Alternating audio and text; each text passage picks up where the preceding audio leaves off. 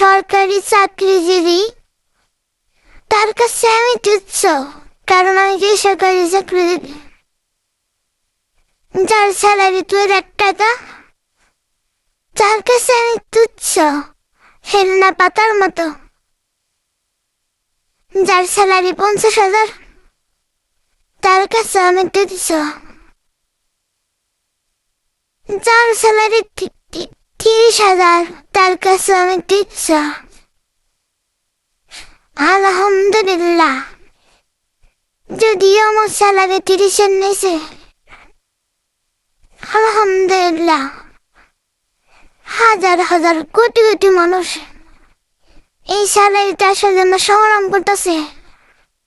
আলহামদুলিল্লাহ, আমি ভালো আছি।